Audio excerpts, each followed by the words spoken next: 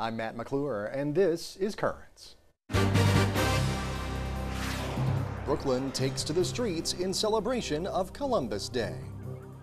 It's just nice to see the kids getting together, the neighborhood, just everyone sharing a special day. Plus, new violence unfolds in Egypt as police kill dozens of Christian protesters. I'll talk with a local Egyptian pastor to get reaction. What is happening is, I think, it's kind of forcing the Christians to leave Egypt. And they'll be spreading their pro-life message for the next 40 days. I think it's the best thing that we could do. Be out here, get the word out to people that, it is a life. In the moment of conception, it's a life.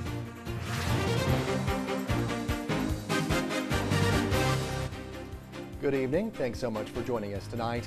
All of New York was Italian this weekend as red, white, and green flags flew in celebration of Columbus Day. And that's the big guy right there. And although much of the focus may have been on the parade yesterday on Fifth Avenue in Manhattan, Italian pride was on full display in Brooklyn as well as the annual Columbus Day parade marched up Cristoforo Colombo Boulevard in Bensonhurst. Marching bands, colorful costumes, and people young and old took to the streets to join in on the fun. And we headed to St. Athanasius Parish where the celebration kicked off with a mass. Columbus was not just an explorer. He was not just a discoverer, but on those three ships, the Nina, the Pinta, and the Santa Maria, he brought with him friars, Franciscan priests, bringing the faith to the Americas. We're having a great celebration here in Bensonhurst, Brooklyn for Christopher Columbus. And the Italian Federation puts this great parade together and mass this morning as we begin our celebration. This neighborhood is filled with many Italian Americans. Italian Americans have this celebration of Columbus Day every year throughout the United States. And in this little local community of Bensonhurst, this celebration is really the focus of the work of the Italian community here. I'm the community superintendent of schools, so I will tell you that Federation has fostered that collaboration and they model that throughout the community. So I think it's a good way to bring all of our diversity together. It's just nice to see the kids getting together, the neighborhood, just everyone sharing a special day. Well, it's nice to see neighborhood unity and just family fun. Tell you about Columbus. He discovered the ocean blue, 1492. I kind of think he's a bad guy just because Native Americans were here first and then he just conquered their land. And we say that he's the one who really discovered it, but Native Americans discovered this land. So I do like Columbus Day, and marching band, we are required to be in this parade. I'd still march in it, but yeah. Throughout history, we've had much tragedy, and some of the discovery of Christopher Columbus resulted in that. But you'd have to measure where we are today and the progress that we've made for all people. Well, the Italian American community, as all other communities, should celebrate who they are. And I believe very, very strongly that Columbus, and particularly the parade that we have in Brooklyn, is such a celebration of pride, a celebration of achievement, a celebration that we need to share not only among ourselves, but with all other faiths and all other groups.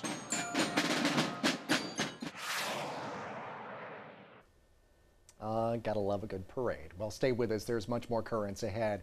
The atmosphere was anything but celebratory in Egypt following deadly violence in Cairo. We'll have that and the rest of the day's headlines next.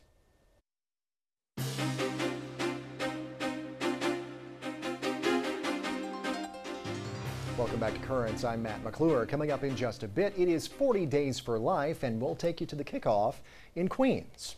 First, though, let's have a look at today's headlines. More than 24 people were killed, close to 300 more injured in what's being called the deadliest violence in Egypt since the overthrow of Hosni Mubarak. A warning for you now, what we're about to show you is graphic. According to reports, police opened fire on protesters in Cairo who had taken to the streets to demand more protection for Coptic Christians. That followed the burning of a Coptic church in southern Egypt. According to the country's prime minister, the incident produced, quote, martyrs, both civilian and from the military. We'll have much more on all of this just ahead.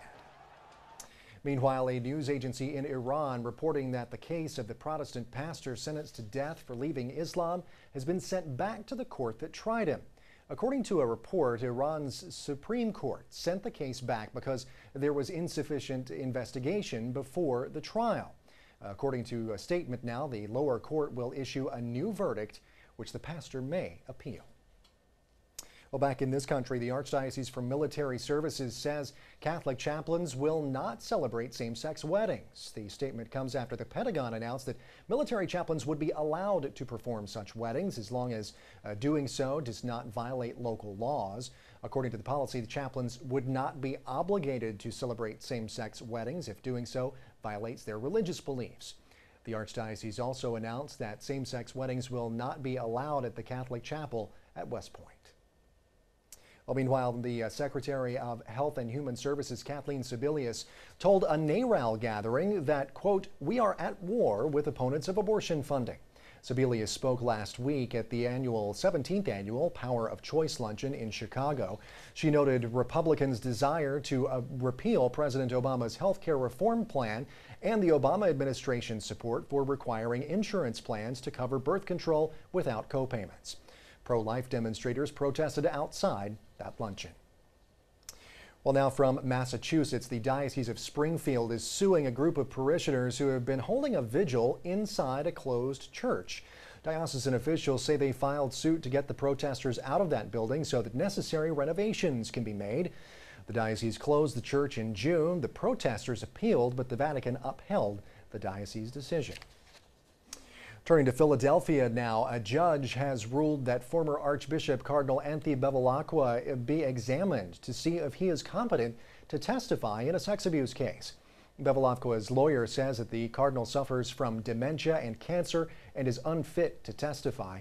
The cardinal's former secretary for clergy is on trial, charged with allowing priests accused of abuse of children to access children in other times in the future. Well, Ireland, the RTE broadcasting company has issued an apology for reporting that a priest was a rapist. A judge ordered the RTE broadcast agency to apologize after it aired an unsubstantiated claim by a Kenyan woman that the priest raped her and fathered her child. The priest had offered to take a paternity test. He was suspended because of that charge. In a statement, RTE says the charges against the priest were, quote, baseless, without any foundation, and untrue. Well, turning now to Kenya, no word on why a Catholic priest was killed there last week. The priest, who is the younger brother of an archbishop in Kenya, was killed just days after he returned from Italy. He was reportedly attacked by 4 men and stabbed in the chest. Well, back in this country, a former Episcopal parish has become the first to enter the Catholic Church as part of the Ordinariate for Anglicans. Washington Archbishop Cardinal Donald Wuerl welcomed St. Luke's community into the Catholic Church over the weekend. Around 80 members of the community were received into the church. And Ave Maria University, the school started by Domino's Pizza founder Thomas Monahan, has been officially recognized as a Catholic university. Bishop Frank Duane of the Diocese of Venice, Florida, granted that designation, which is given after a school commits to continue to be guided by the teaching of the Catholic Church. Ave Maria University was founded back in 2003. Well, stay with us. There's much more currents ahead. Coming up, Egyptian police gunned down Christians protesting the burning of a church. We'll have local reaction and analysis. Nobody is having good hope these days.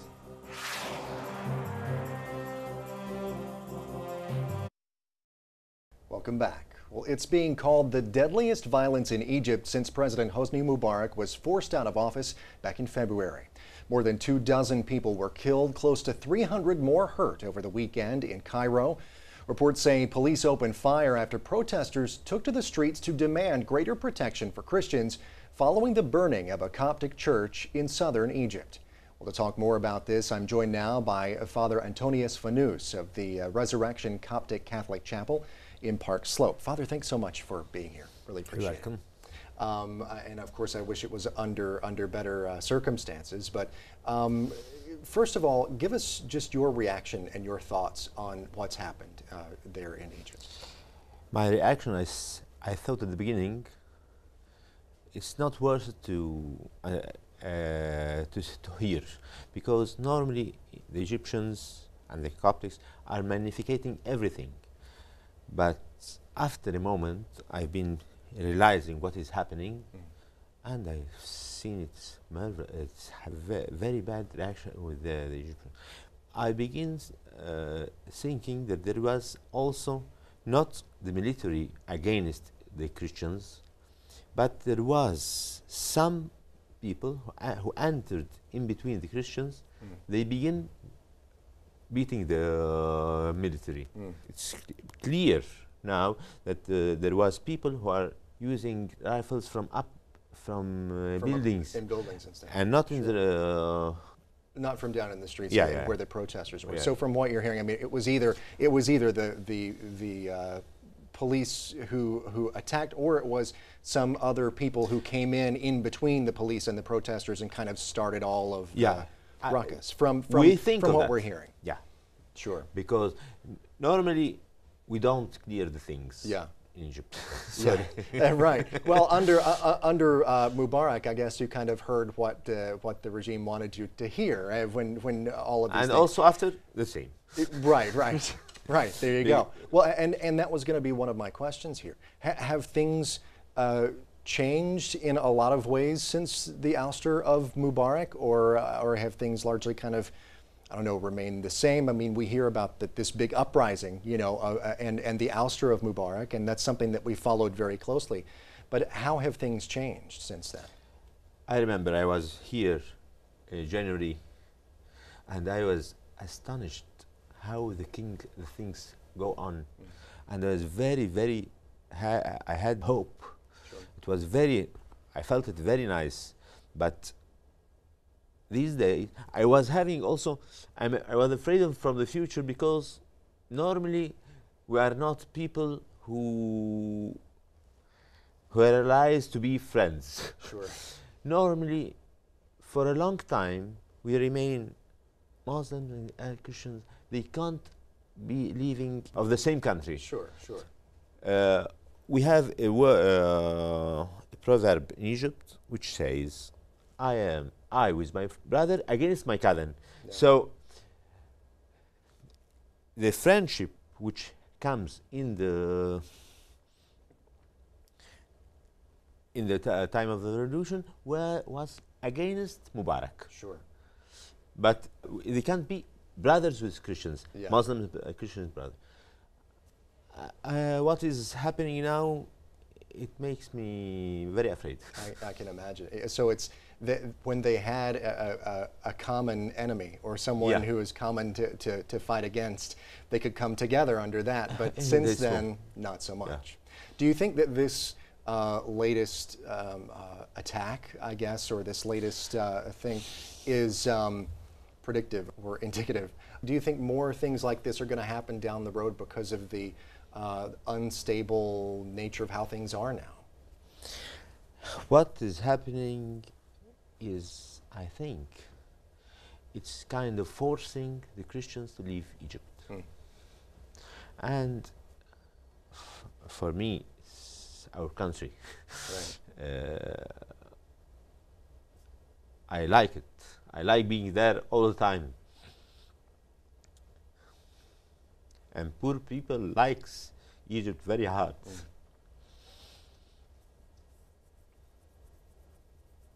It's a difficult situation. Do you, and there, it's an aim. Yeah. Is to let Christians go out of Egypt. Well, and hopefully, you know, and I remember when we talked back in January, and there was that hope, but there was also that sort of being afraid of the future. That fear, yeah. Fear of the future. Do you think now that seeing what's happened so far, and seeing especially this latest incident, do you think that that your fears are going to be more realized, or your hopes are going to be more realized, or do we even know yet? Of course, we don't even know yet, because what will be happening, we can't predict it. There is division very hard between Muslims themselves, and also, especially, I've seen Muslims who are real Muslims. They're against the Salafists and the Brotherhood to be on the regime, on the government. Nobody is having good hope these days. Most of the people I talk to them, I had also some emails from Muslim friends. They say we are not happy. The country is going in another way. I've read the things of the Catholic bishops in Egypt, and they were saying about what has happened. It's time to pray. Sure, right. Time to fast. But at the same time, one of the bishops was saying, it's not our way, the idea is to leave. They are forcing us to leave. Many of the fanatics are forcing the Christians to leave Egypt. But this is not the way. Yeah, they don't want to, but they're being forced to. All right, well, Father, thank you so much for being here. We really appreciate your time. You're welcome. And hopefully we'll get to talk to each other in the future under a happier occasion. Thank you so much. Really You're appreciate welcome. it, sir. Thanks. Well, stay with us. There's more currents coming up. When we return, pro-life activists take to the streets of New York to spread their message. Best case scenario, during this 40 days, we'll see this facility here closed, and we'll move on to the next one.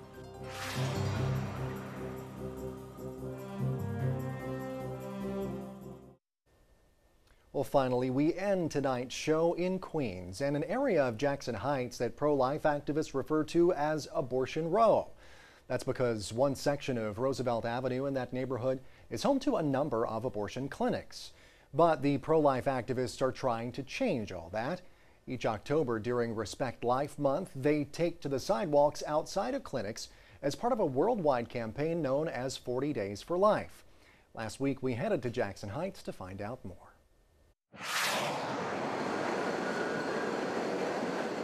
We're participating in a worldwide 40 Days for Life, which we started here in Jackson Heights, Queens, back in 2007, and we are part of over 300 sites. There are hundreds of thousands of people across the world praying at the killing centers, and we happen to have the distinction of serving the children of New York, which is the abortion capital of America. I'm here because of the incredible problem that abortion is, especially in this neighborhood along Roosevelt Avenue. So many abortion clinics, and we're just here to raise awareness to that fact. Along this abortion row, there are over 10 abortion clinics on the Roosevelt Avenue strip. We've been coming for 4 years for prayer and witness and outreach to mothers in front of what were once 2 side-by-side abortion clinics. One of them, we hurt their business so bad, they moved out. And we hope we will succeed in closing the other place too. We're constantly looking to bring in new people to come and join us here on the streets. We'll be out here through the 40 days up until November 6th. I was just walking by and I saw a sign that said pro-life. They were giving out some flyers. And I just asked questions, and they were like, do you want to come back? They're going to do a rosary, and if you want to do it. And I said, yeah. The witness is an important aspect of it. Okay, so of course the prayer between you and God is important, but also the witness part, so other people can see what's going on, and that might inspire more people. I think it's the best thing that we could do. Be out here, get the word out to people that, it is a life. In the moment of conception, it's a life. And people, they have to know that. 41% of all pregnancies end in abortion that don't miscarry here in the city. So we have a very important job to do. When we first started, the clinics were frequently calling the police, and fortunately the police saw how peaceful and prayerful we were, and they haven't bothered us at all. The response is overwhelmingly positive. Some people, you know, they gladly take it. Other people I see that they stand behind trying to see what is it that we're doing. But mostly I see a lot of people just be surprised. Not a lot of people seem to realize that this is actually something that's going on. And people are happy that there are people like us that are standing up for women and their children. This is not a Wall Street protest. We're not trying to make a major statement and clog the sidewalk. We're trying to have a modest-sized, prayerful witness. And we want people who can't go out because they're homebound or they're working so many hours to pray with us and fast in solidarity with us. I'm just very glad to be here. It's a very, very important cause. Best case scenario, during this 40 days, we'll see this facility here closed, and we'll move on to the next one along Roosevelt Avenue and see Abortion Row turned into a life lane. Well, we've posted more about 40 Days for Life over on our blog. Just go to currentsny.net and click on Riding the Wave. Well, that is it for this particular edition of Currents. Now, coming up on tomorrow's show, the Brooklyn Diocese Italian Apostolate celebrates its 30th anniversary. We'll have complete coverage of that and much more coming up on tomorrow night's program. For all of us here at Currents, I'm Matt McClure. Thanks so much for watching us and have a great night.